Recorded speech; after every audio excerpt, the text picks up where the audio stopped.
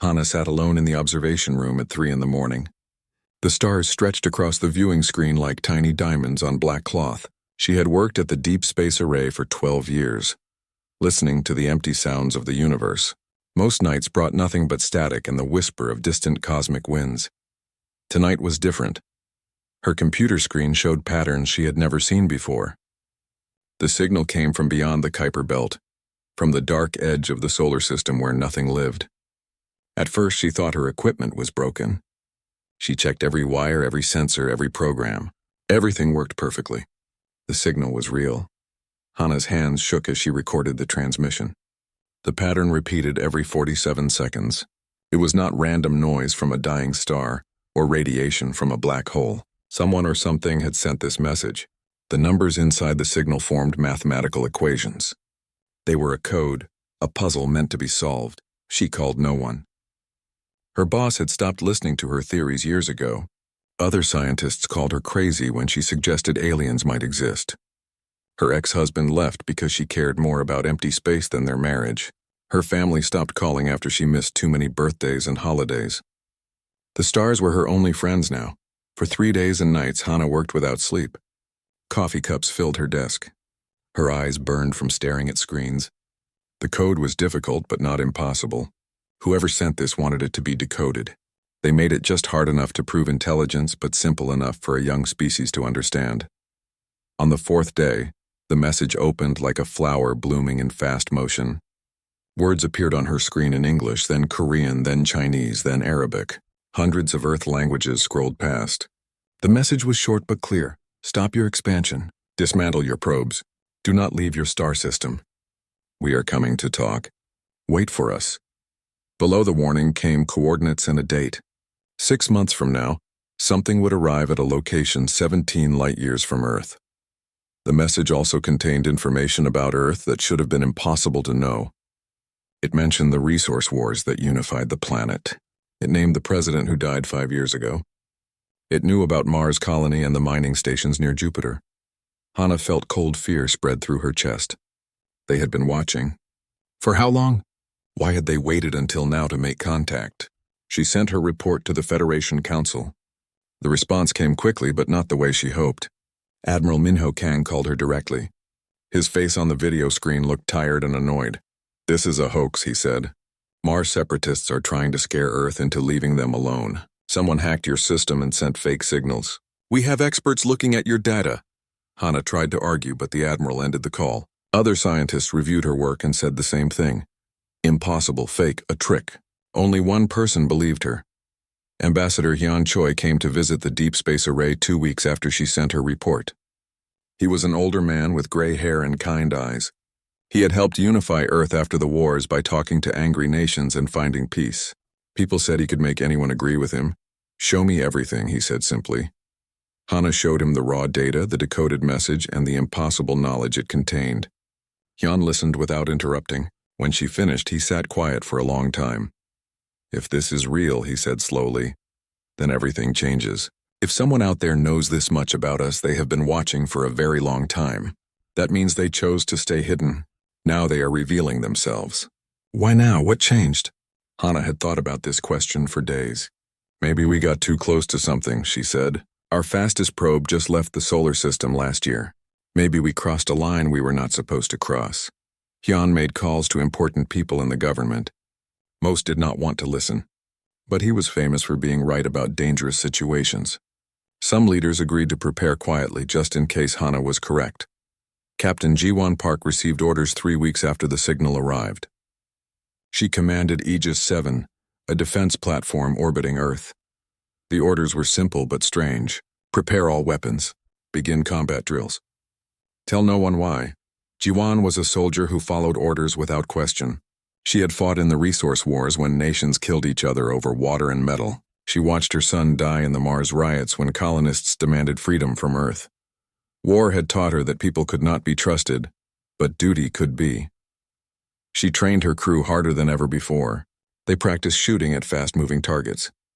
They learned how to fight while their station was damaged. They prepared for an enemy they could not see or understand. On the 45th day after the signal, something happened that made everyone pay attention. The automated probes at the edge of the solar system stopped sending data. First one went silent, then another, then 3 more. Within a week, 12 probes disappeared.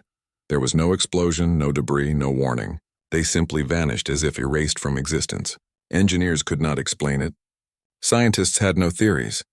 Admiral Kang tried to blame equipment failure, but 12 separate failures at the same time seemed impossible. Hana watched the reports and felt sick with fear. They were coming closer.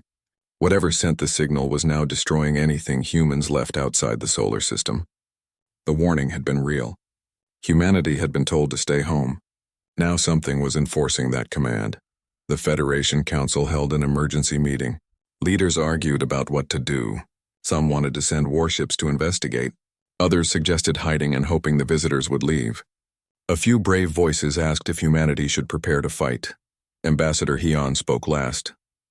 His voice was calm, but everyone heard the worry underneath. "We are not ready for this," he said. "Whatever is out there knows more about us than we know about them. They have technology we cannot understand, but hiding will not save us. We must prepare to meet them and hope we can talk our way to survival." That night, Hana stood at her observation window and looked at the stars. Somewhere out there, something was coming. Something powerful and ancient that had watched humanity grow from caves to starships. They had stayed hidden for thousands of years. Now they were revealing themselves. She wondered if humans would survive the meeting. She wondered what these visitors wanted. Most of all, she wondered why they had waited so long to make contact. What had humanity done to finally get their attention? The answer would come in 5 months. Until then, Earth could only wait and watch the empty sky, knowing it was not empty at all. Someone was watching back. The ship appeared without warning 3 months after the first signal. One moment the space beyond Neptune was empty. The next moment something massive filled the darkness. Captain Ji-won Park was on duty when the sensors went crazy. Every alarm on Aegis 7 started screaming at once. The object was 5 kilometers long, shaped like a smooth river stone. Its surface shifted between solid metal and glowing energy. The laws of physics seemed to bend around it. "Get me the Admiral," Ji-won ordered. Her hands moved across the weapons console, checking missiles and energy shields. But she knew the truth. If this ship wanted to destroy Earth, nothing humans had built could stop it. The ship did not attack. Instead, it sent a message in perfect English. "We request a meeting with representatives of Earth. Send your diplomats to these coordinates. We will wait for 7 days. Then we will leave and never return." The Federation Council argued for 2 days about what to do. Religious leaders said this was a message from God. Military officers wanted to attack before the visitors could strike first. Scientists begged for the chance to make contact. Ambassador Hyun Choi volunteered to lead the delegation. "I have spent my life talking to people who wanted to kill each other," he said. "Maybe I can talk to aliens too." Hana insisted on going with him. "You need someone who understands their message," she argued. "I decoded their signal. I should be there." Captain Ji-won received orders to escort the diplomatic ship. She did not like leaving her defense station, but she followed commands. A young scientist named Sora Lee also joined the mission. Sora studied alien life, though she had never expected to actually meet any. She was excited and terrified at the same time. The journey to the alien ship took 2 weeks. The diplomatic transport was humanity's fastest vessel, but it felt painfully slow. During the trip, Earth held its breath. Would the delegation return? Would humanity survive this meeting? Riots broke out in several cities. Some people destroyed technology, claiming machines had angered the gods. Others demanded Earth surrender immediately. A few brave groups celebrated, believing aliens would bring knowledge and peace. When the human ship finally approached the alien vessel, a door opened in its smooth surface. Light poured out, gentle and welcoming. A voice spoke directly into their minds without using sound. "Welcome, humans. We mean you no harm. Please come inside." Ji-won went first, her hand on her weapon even though she knew it was useless. Hyun followed, his diplomat's mask hiding his fear.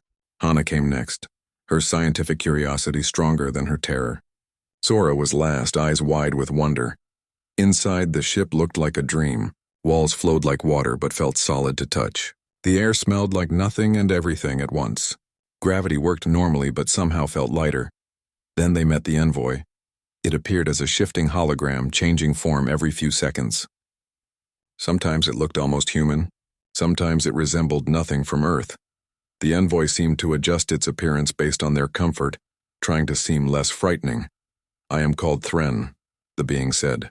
"I speak for the councils. We have watched your species for a very long time. Now we must have an important conversation." Hyun stepped forward. He had negotiated with warlords and presidents. He knew how to project calm authority. "Why did you wait until now to reveal yourselves?" Thren's form flickered with something that might have been sadness. "Because you were never supposed to get this far. Earth was meant to be a preservation world. Humans were seeded here 9,000 years ago. You were genetically designed to be peaceful, simple, and happy. Something went wrong." The words hit like physical blows. Sora gasped. Hana felt her legs go weak. Even Jiwon's soldier's face showed shock. "What do you mean, designed?" Hyun asked quietly. Thren showed them images. Ancient times on Earth. Primitive humans living in caves.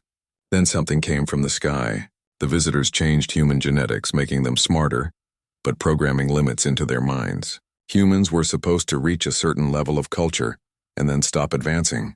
They were meant to be gardeners of Earth, nothing more. "But you kept growing," Thren continued. "You broke through every limit we installed. You built cities, created languages, developed science. You invented weapons. You explored space. You became dangerous. Dangerous to who?" Jiwon demanded. Her hand rested on her weapon. "To the galaxy," Thren replied. "The councils governed thousands of worlds. 7 ancient species formed our government millions of years ago. We maintain peace. We prevent wars that could destroy entire star systems. When young species appear, we guide them. We teach them. We control them when necessary." Hana found her voice. "You mentioned the councils before.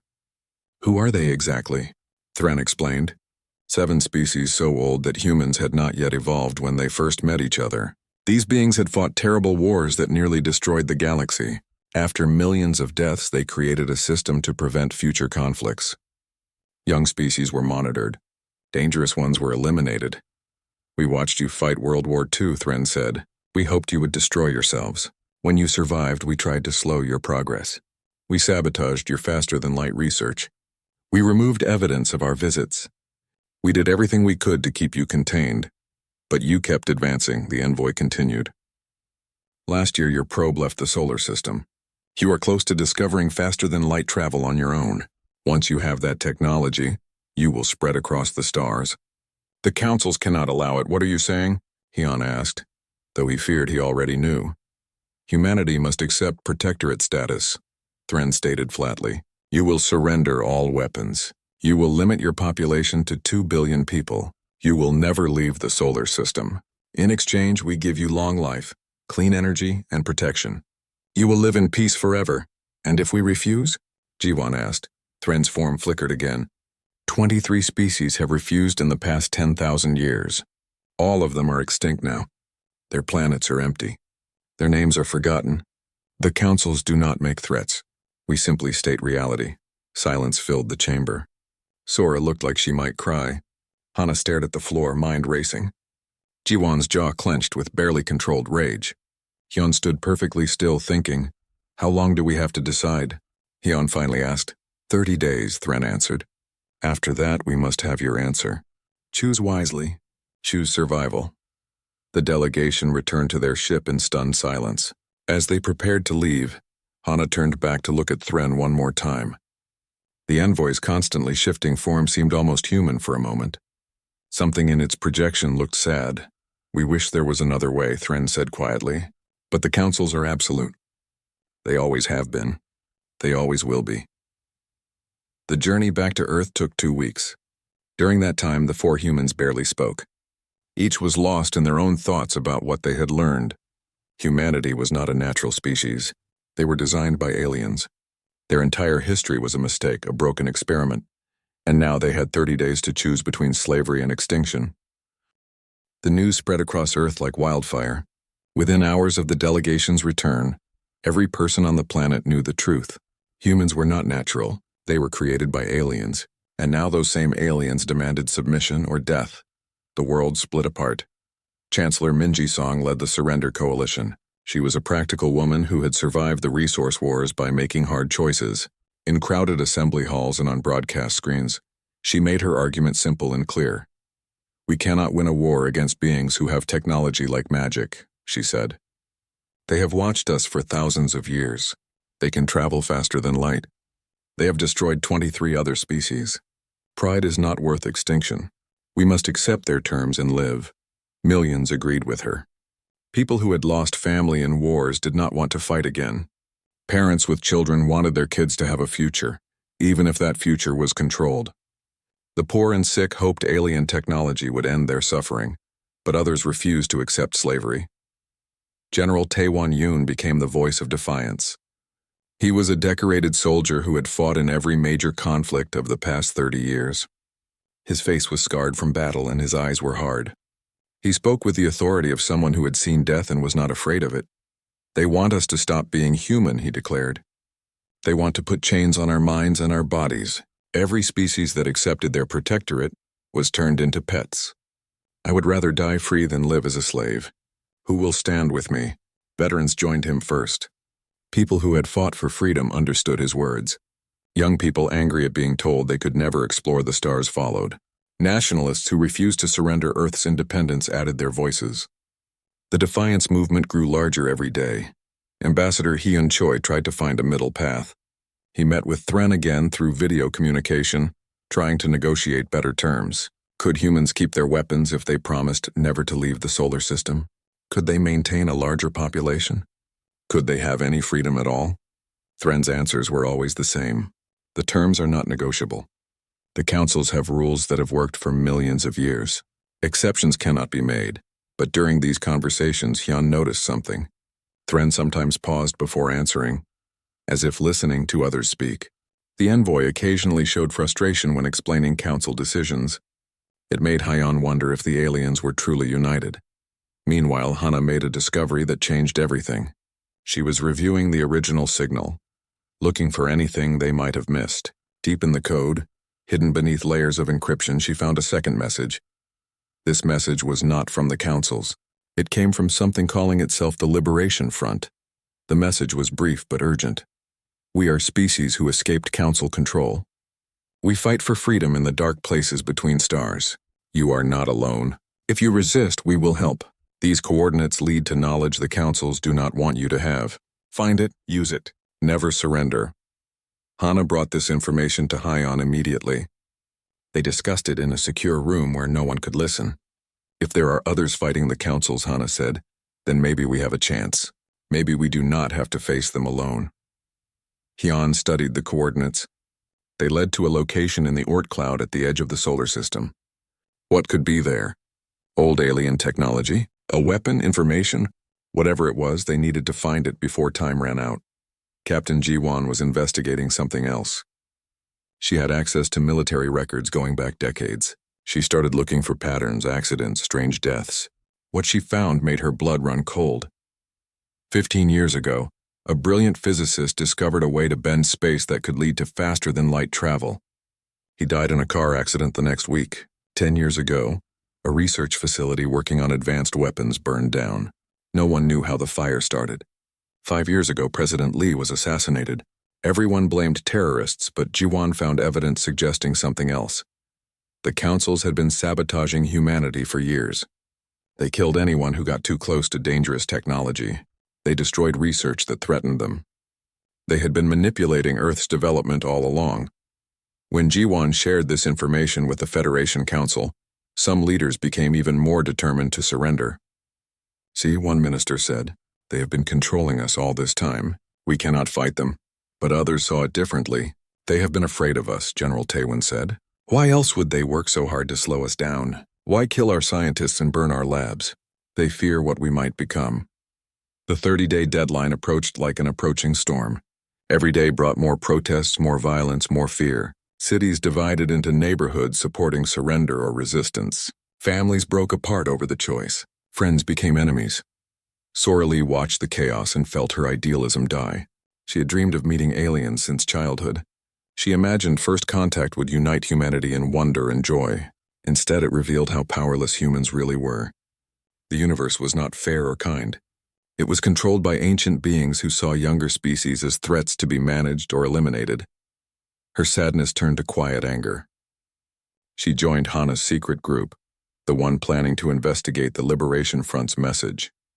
If there was any chance to resist, she wanted to be part of it. With 15 days remaining, disaster struck. An explosion tore through Luna Colony's main dome. 17,000 people died instantly. The blast was so powerful that pieces of the colony fell to the lunar surface like rain. The Surrender Coalition blamed the Defiance movement. "You started this with your talk of war," Chancellor Minji accused. "Your violence killed those people." The Defiance movement blamed Surrender supporters. "You are cowards who sabotage the colony to scare people," General Taewon shot back. "You want everyone too afraid to fight." But Hana found something that terrified her. She examined footage from Luna Colony security systems right before the explosion. The blast came from a device that used technology beyond human capability. The materials were not from Earth or any human factory. The councils had bombed Luna Colony. They killed 17,000 people to push humanity toward surrender. They wanted humans so scared that accepting slavery would seem like salvation. When Hana showed this evidence to Hyun, the ambassador's face went pale. "They are not just offering us a choice," he said quietly. "They are manipulating us into choosing what they want." This was never a negotiation. It was always a trap. That night, Hana made a decision. She gathered a small team including Ji-won, Sora, and a few trusted scientists. They would take a ship to the coordinates from the Liberation Front's message. They would find whatever was hidden there. And they would do it in secret because if the councils discovered what they were doing, they would all die. As they prepared to leave, Hyun gave them a final warning. "If you find something out there," he said, "it might not save us. It might just give us enough rope to hang ourselves with. But I would rather die trying than live on my knees. Good luck." The ship left Earth in darkness, flying toward the edge of the solar system where ancient secrets waited. Behind them, the world continued to tear itself apart. The countdown continued. 14 days remained before humanity had to give its answer. No one knew if there would still be a united humanity left to answer. The journey to the edge of the solar system took 8 days at maximum speed. Hana watched the stars through the ship's window and tried not to think about what might be waiting for them. Captain Ji-won piloted the modified cargo vessel with steady hands. Sora checked their equipment constantly, nervous energy making her unable to sit still. The coordinates led them to what looked like a small planet floating in the darkness of the Oort cloud. But as they got closer, their sensors revealed the truth. This was no natural object. It was constructed, ancient beyond measurement, and completely hidden from council detection. "Someone built a vault out here," Ji-won said. "Someone who did not want the councils to find it." They docked with the structure through an opening that activated as they approached. Inside, lights flickered to life after perhaps thousands of years of darkness. The air was thin but breathable. Gravity worked, though no one understood how. The vault was massive, carved from the center of the dwarf planet. Corridors stretched in every direction. But what stopped them all in their tracks was the central chamber. Holographic projections filled the space, each one showing a different alien species. Some looked almost human. Others were so strange that looking at them hurt. "These are the extinct ones," Hana whispered. "The species that refused the councils." The holograms began to speak. Each one told a story. 16 different civilizations, each one destroyed for defying council rule. They left their records here as a warning and a gift to anyone who came after. One species had been peaceful explorers who refused to stop expanding. The councils eliminated them in a single day using weapons that turned their sun into a bomb. Another species tried to hide in the darkness between galaxies. Council ships hunted them for 100 years until none remained. Some fought bravely. Some tried to negotiate. Some attempted to run. None survived. But each one left knowledge behind, hoping that someday a species would be smart enough or lucky enough to use it. Sora downloaded everything she could. Technical specifications of council ships, maps of their territory, records of their tactics. Most importantly, information about their weaknesses. "The councils are not invincible," one hologram explained. "Their power comes from something called the hegemonic lattice. It is a field of particles that fills the space they control. Inside this field, their technology works like magic. Outside it, they are much weaker." Another recording revealed more. "The 7 council species are old. They have lived so long that they forgot how to think in new ways. They do not innovate anymore. They simply maintain what they built millions of years ago. This makes them predictable. But the most important discovery was about the Liberation Front. They were real. scattered remnants of defeated species who had learned to survive in the spaces between Council control. They were few in number, but they knew how to fight and hide. And they were looking for allies. One hologram spoke directly to humans. "You have something we lost," it said. "Genetic diversity, cultural chaos, the ability to think in ways we cannot predict. The Councils fear this. They bred themselves into perfection and lost the fire that makes species truly alive. If you fight them, use your unpredictability. Be the chaos they cannot control." Jiwan was studying tactical data when alarms screamed through the vault. Her military instincts kicked in immediately. "We triggered something. Council ships are coming. We need to leave now." They ran back to their ship as fast as they could. Hana grabbed data storage devices, stuffing them into bags. Sora took recordings of the holograms. Behind them, the ancient vault began to shake.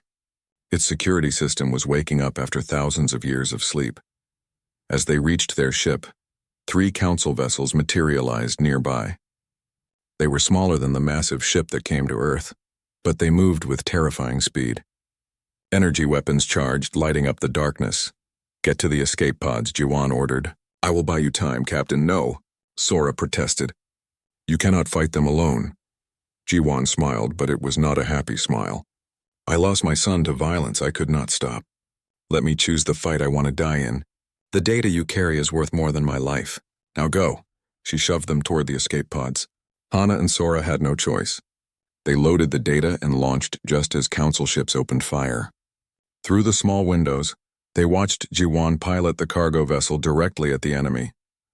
The cargo ship had secret modifications, hidden weapons that Earth was not supposed to have. Jiwan had installed them herself, preparing for the day when humanity might need to fight. She activated everything at once. Nuclear missiles launched. Laser cannons fired. The cargo ship transformed from a simple transport into a weapons platform. The Council ships tried to evade, but they were not ready for aggression from such a primitive vessel. One missile found its target. The explosion was beautiful and terrible. A Council ship built to last forever broke apart in a flash of light. Debris scattered across space. For the first time in recorded history, human weapons had killed Council beings. But the other 2 ships recovered quickly. Their return fire was devastating. Energy beams cut through Jiwan's ship like paper. She kept fighting, kept shooting, kept moving. She destroyed another Council vessel before her ship's reactor failed. The cargo vessel exploded in silence. No air meant no sound. Just light and heat and the end of a soldier's life. The 3rd Council ship was damaged but still functional. It began pursuing the escape pods, but something unexpected happened. The ancient vault activated its final defense system. Energy weapons older than human civilization opened fire. The remaining Council ship tried to flee but was too damaged. It died in another flash of light. The escape pods tumbled through space, engines barely working. Hana sent an emergency signal toward Mars. If anyone heard it, if anyone could reach them before their oxygen ran out, they might survive. Sora cried silently, tears floating in zero gravity. Jiwan had saved them. She chose to die so humanity could have a chance. For 2 days they drifted. Food ran low. Oxygen levels dropped. Hana clutched the data storage devices, knowing that Captain Jiwan's sacrifice would be meaningless if they died out here. Just as hope began to fade, a ship appeared. It was a Mars patrol vessel that had heard their distress signal. They pulled the escape pods aboard and gave Hana and Sora oxygen and water. The 2 survivors were alive but changed forever by what they had seen and lost. Back on Mars, Hana reviewed the data they had retrieved. It was everything they hoped for and more. Complete tactical analysis of Council military operations, scientific principles behind their technology. Most importantly, proof that the Councils could be hurt, could be killed, could be defeated. But there was a cost. News of the battle spread quickly. 3 Council ships destroyed. A human captain who fought impossible odds and won even in death. The Councils now knew that humanity had found the hidden archives. They knew humans had access to forbidden knowledge. The deadline was 5 days away. Ambassador Hyon received an urgent message from Envoy Thren. The tone was different now, harder and colder. "You attacked our ships," Thren said. "You accessed forbidden archives. You have violated every protocol. The terms have changed. Surrender immediately or face immediate extinction. You have forfeited the right to choose." But Hyun heard something else in Thren's voice. Fear. The councils were afraid of what humans might do with the knowledge they had found. That fear was itself a weapon. Hana knew what had to be done. She began uploading the archived data to Earth's networks. Within hours, every human with a computer could access it. The information spread like wildfire. Scientists studied council technology. Military leaders analyzed their tactics. Everyone learned the truth about the galaxy. The councils had ruled through fear and mystery. Now humanity knew their secrets. The war had not started yet, but the battlefield had shifted. And somewhere in the darkness, Captain Jiwan's final battle sent a message across the galaxy. Humans could fight back, and they would make any enemy bleed. The archived data changed everything.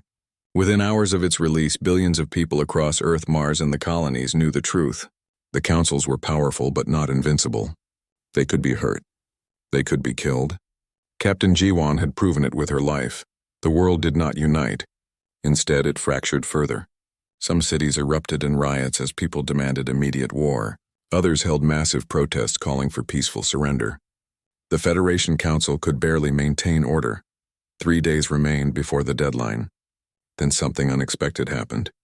Ambassador Hyun received a private message from Envoy Thren requesting a secret meeting. The location was neutral space far from both Earth and the Council fleet. Hyun went alone, against the advice of his security team. The meeting took place on a small diplomatic shuttle drifting between Mars and Jupiter. Thren's holographic form appeared but looked different this time. The constant shifting had stopped.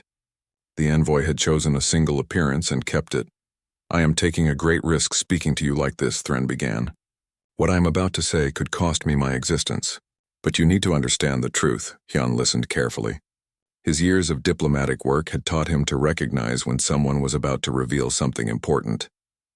"I am not just an envoy," Thren continued. "I am part of a faction within the councils called the Dissidents. We believe the current system is wrong. We have believed it for thousands of your years. But we are outnumbered and outranked. Why are you telling me this?" Hyun asked. "Because my faction helped you," Thren admitted. "We sabotaged the genetic programming that was supposed to limit human intelligence.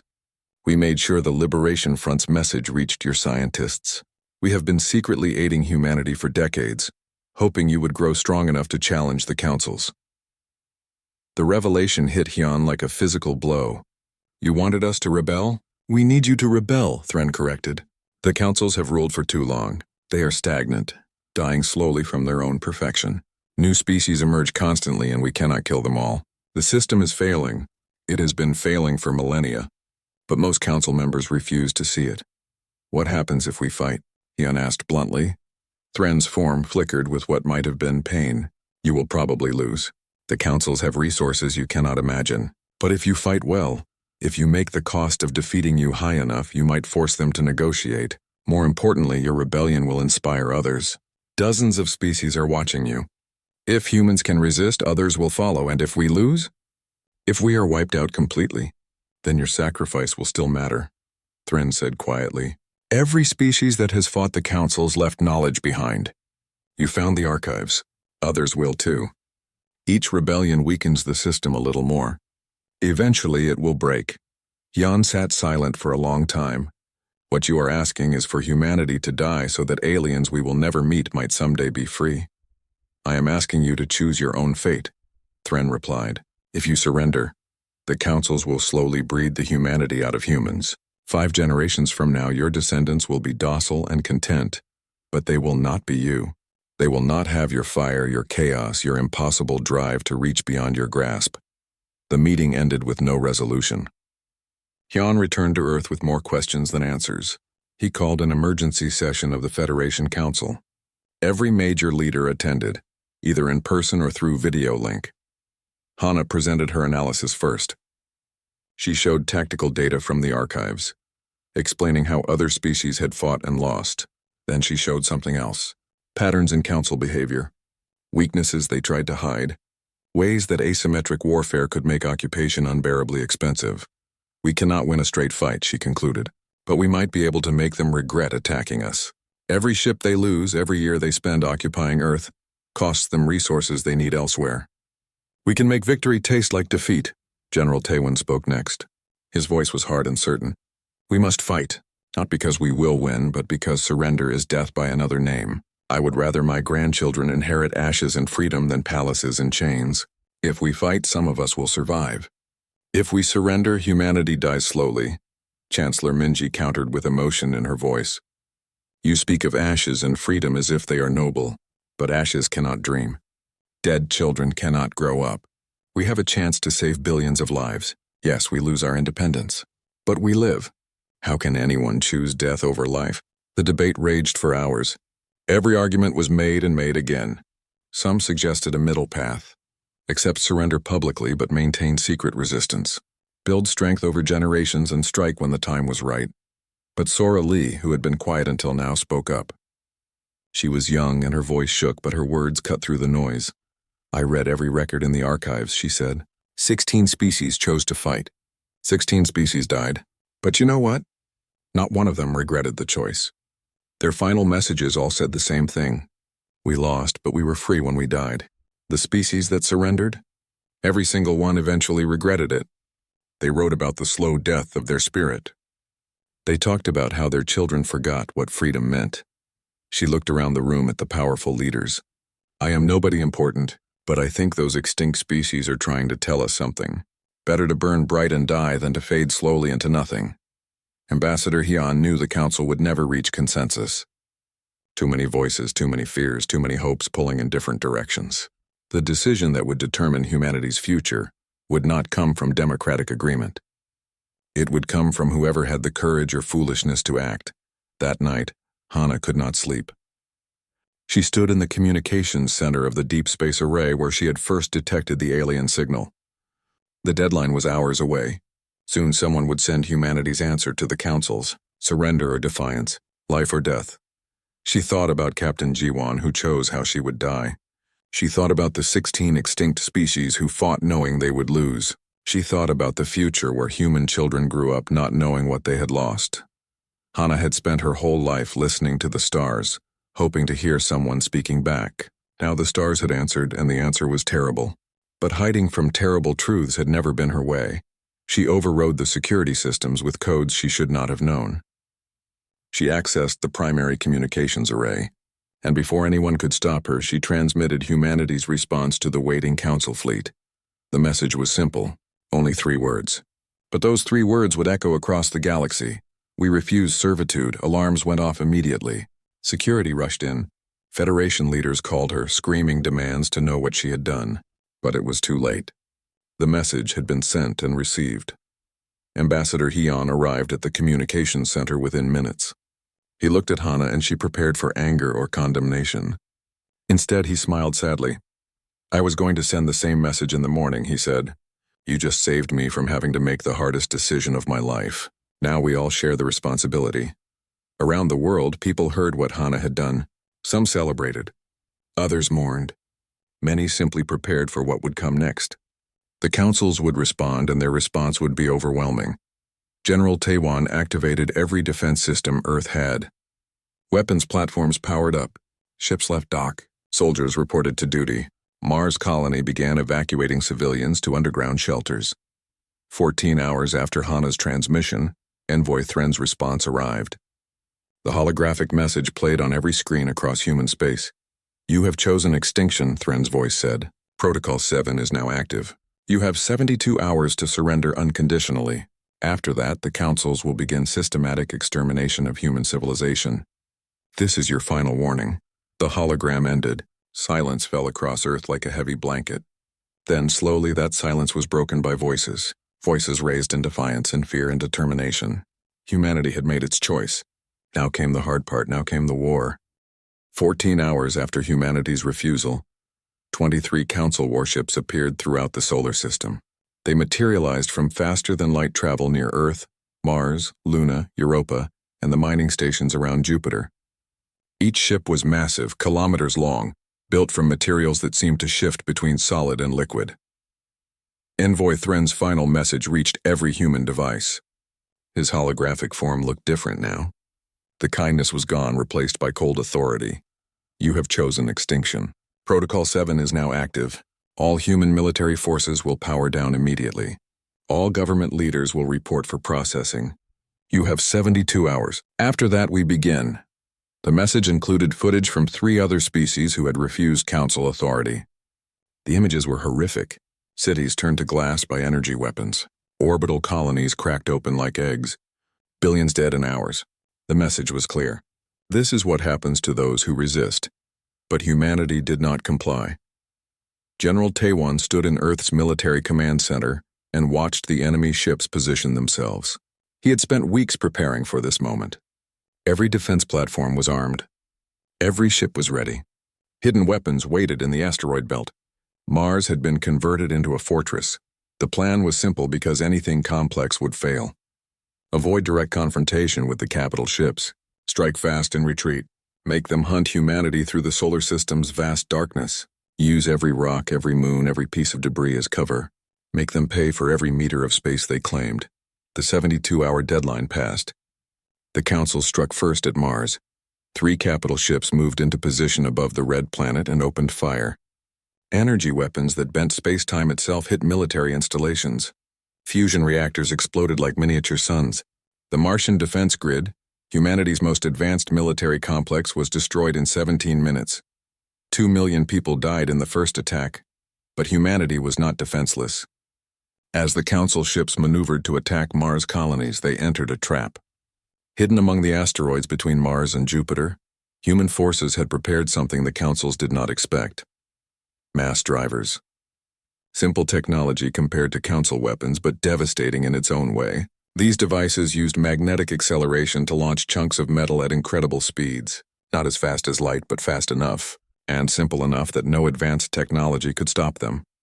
Hundreds of tungsten projectiles, each weighing several tons, accelerated to a significant fraction of light speed.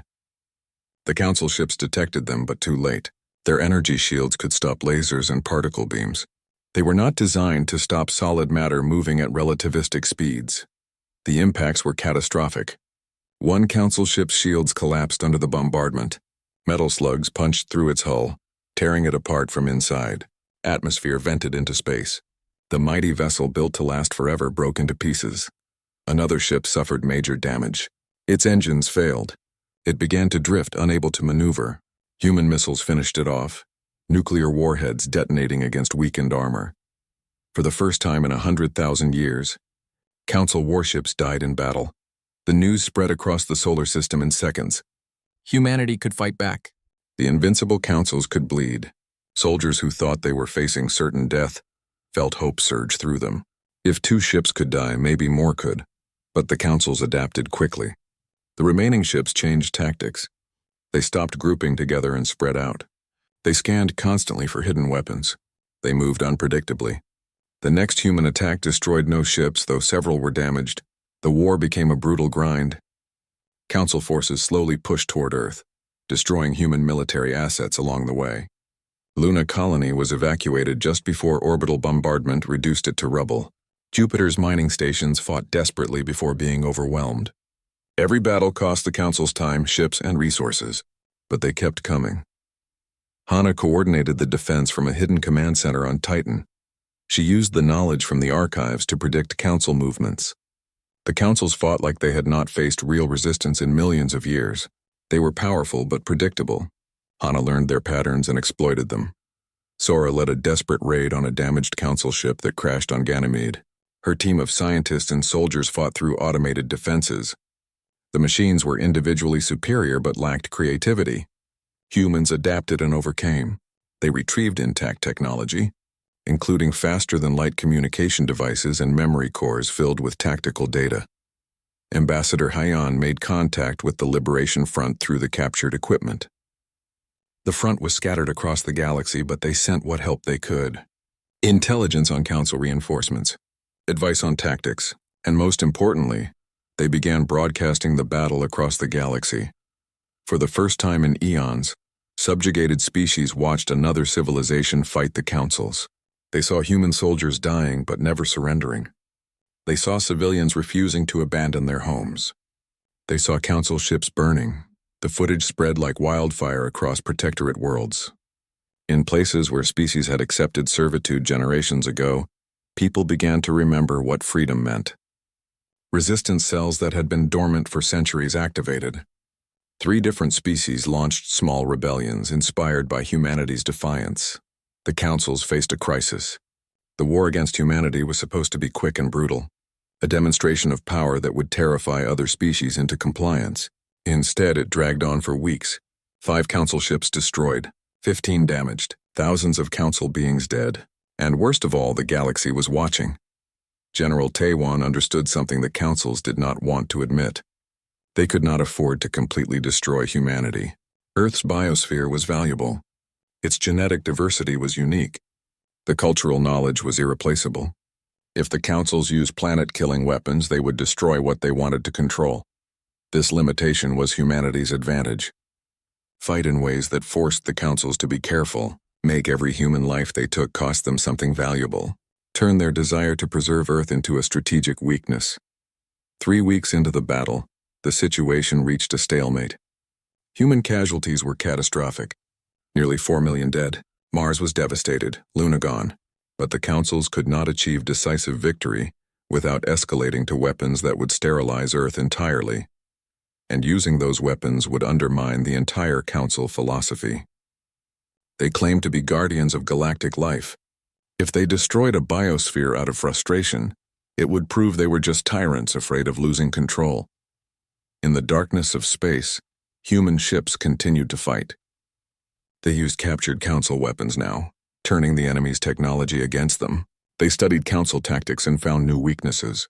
They adapted faster than beings who had not fought a real war in 100 millennia. The Liberation Front sent word that the Assembly of Councils was convening an emergency session. Internal debate among the 7 species was intensifying. Some wanted to deploy extinction weapons immediately. Others argued for negotiation. A few even suggested that humanity might be more valuable as an ally than as a threat to be eliminated. The dissidents within the councils, including Envoy Thren, pushed hard for a new approach. They argued that the current strategy was failing. Every day the battle continued. More protectorate species questioned council authority. The system that had maintained peace for 1 million years was fracturing. On Earth, exhausted soldiers watched the sky and wondered how long they could hold. Food was running low. Ammunition was scarce, but morale remained high. They had proven something important. Humanity could fight gods and make them bleed. In her command center, Hana received an encrypted message from Thren. The envoy had not communicated directly since the war began. The message was short but shocking. The councils are divided. Some want your extinction. Others see opportunity. You have 48 hours before reinforcements arrive. If you can survive that long, there may be another way. Keep fighting. Make them respect you. Hana shared the message with General Taiwan. The old soldier smiled grimly. 2 more days. We can do 2 more days. We have done 3 weeks. What is 2 more days? The battle continued. Human forces fought with desperate courage. Every ship that fell took damage to enemy vessels. Every station that was destroyed hurt council forces in the process. The solar system became a graveyard for both sides. And across the galaxy, billions watched and wondered. If humans could resist, could they? On the 48th hour after Thren's message, the council fleet stopped attacking. They did not retreat, but they ceased fire. Human forces held their positions, weapons ready, not trusting the sudden quiet. For 6 hours, nothing happened. Then Ambassador Hyan received an unexpected transmission. The councils request your presence at the Assembly Nexus. You will speak before the full council of 7 species. This is unprecedented. No young species has ever addressed the Assembly. Accept this honor or resume battle. The choice is yours. General Taiwan suspected a trap. They want to capture you and break our morale. Do not go, but Hana saw it differently. They would not offer this unless something changed. Our resistance worked. They are desperate enough to try talking. Jan made his decision quickly. I will go. This is what I do. I talk to people who want to kill each other and find a way forward. If there is any chance to save what remains of humanity, I have to try. The Assembly Nexus existed in a pocket dimension outside normal space. The council transport that carried Hyun moved through reality in ways that hurt to watch. Time seemed to flow backward and forward simultaneously. Space folded like paper. When they emerged, Hyun stood in a chamber so vast he could not see its edges. 7 beings waited for him. Each represented one of the ancient species that formed the councils. They appeared in forms that human minds could process, but Hyan sensed vast power behind their projections. These were creatures who had shaped galaxies and witnessed the birth and death of stars. "Speak, human," one of them commanded. "Tell us why we should not finish what we started. Tell us why your species deserves to exist." Hyan had prepared many arguments. Appeals to mercy, to justice, to the value of human culture. But standing before these ancient beings, he realized none of that would work. They did not care about fairness. They cared about power and stability. So he told them the truth. "Your system is failing," Hyan said simply. "Not because of us, but because it was never sustainable. You cannot freeze the universe in place. Young species will continue to emerge. You cannot kill them all. Even if you could, the effort would destroy you." The council beings stirred with what might have been anger. "You dare lecture us on sustainability? We have maintained peace for 1,000,000 years, have you?" Hyan challenged. "Or have you maintained stagnation? Your technology has not advanced in eons. Your populations are stable but sterile. You have achieved perfect order by eliminating everything that makes civilizations grow. You are not maintaining peace. You are managing a slow death." He showed them data from the archives, evidence of council decline, fewer innovations, reduced birth rates, growing dependence on automated systems. The 7 species were dying slowly, poisoned by their own perfection. "Humanity is chaos," Hyan continued. "We are unpredictable, violent, and creative. Everything you bred out of yourselves we have in abundance. You see this as a threat. I suggest you see it as an opportunity. What opportunity could primitives offer us?" One council being asked with clear disdain. "Evolution," Hyan replied. "You need younger species to do what you cannot. Take risks. Explore dangerous regions. Fight wars you are too cautious to engage in. We can be your vanguard, your cutting edge. Not slaves, but partners with our own territory and freedom." He proposed something radical. Divide the galaxy into zones. The councils maintain absolute control over core regions, but frontier territories belong to younger species. They compete, evolve, and fight under agreed rules. The councils become referees instead of tyrants. In exchange, humans share their genetic diversity, their military tactics, their willingness to take risks. Humanity becomes the council's agents in places too dangerous for ancient species to tread. The council beings debated among themselves in languages that hurt human ears. Hours passed. Hyan waited, knowing his life and the future of his species hung on their decision. Finally, they spoke. "Your proposal has merit but is dangerous. Young species with freedom inevitably war with each other. How do we prevent another convergence war?" Hyan had an answer ready. Restrictions on certain weapons. Mandatory arbitration for major conflicts. Mutual defense pacts. Not perfect control, but enough structure to prevent galactic catastrophe while allowing growth and change. The debate continued for days. Conservative council members wanted to reject everything and resume the war. But others, especially the younger generations of each species, saw possibilities. The dissidents, led by Thren, argued passionately for change. Finally, a compromise emerged. Humanity would receive a new designation, autonomous partnership. They would maintain sovereignty and military independence, but accept certain limitations. No planet-destroying weapons. No expansion into council core territories without permission. Mandatory participation in mutual defense agreements. In exchange, humans gained access to council technology, trade networks, and formal recognition. They would be the first species with this status. The designation was experimental, closely monitored, and could be revoked. But it was better than extinction or slavery. The council fleet withdrew from the solar system. Humanity celebrated but knew this was only the beginning. Earth began the massive task of rebuilding. Mars' colony rose from its ashes. New defensive platforms went up, this time using council technology shared as part of the partnership agreement. Hana received a private message from the Liberation Front. "You did what we could not. You forced them to change. Watch carefully. They will test you constantly. But you have opened a door for others. 12 protectorate worlds have already requested the same status you achieved. The galaxy is changing."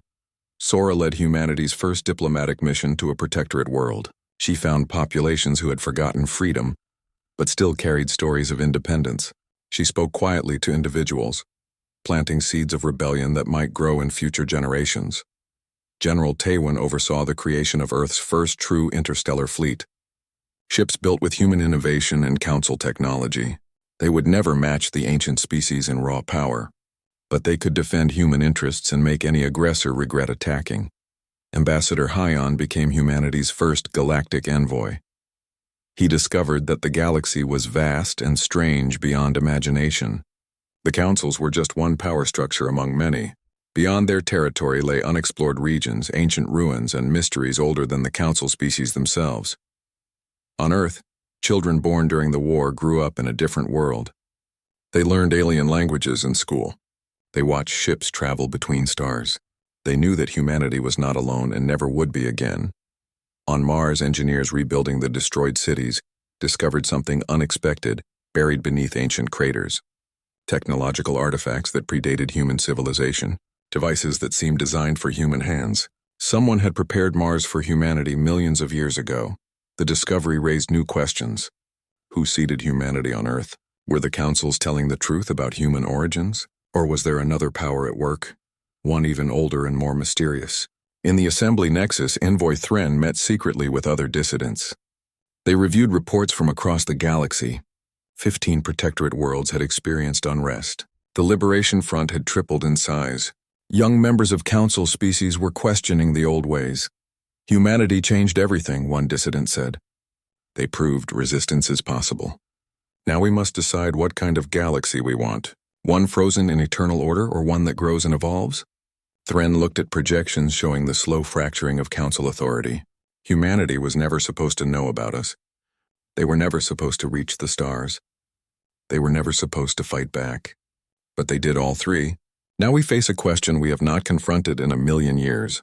What happens next? The answer remained unwritten. Humanity had survived first contact. They had fought gods and lived. They had earned their place among the stars not through submission but through courage. The secret assembly of the councils had been challenged. The ancient order was cracking. The galaxy would never be the same. And humanity, chaotic and unpredictable as always, would help shape what came next. On Earth, Hana stood in the observation room where she had first detected the alien signal. The stars looked different now. They were no longer empty and silent. They were full of life, danger, and possibility. She thought about Captain Jiwan, who died fighting for humanity's freedom. She thought about all the lives lost in the battle. She thought about the future that those sacrifices had purchased. Humanity was not alone. They were not safe. But they were free. And that made all the difference. The age of ignorance was over. The age of discovery had begun. Whatever came next, humanity would face it with open eyes and unbroken spirit. They were the species that refused to kneel, and the galaxy would learn to respect that.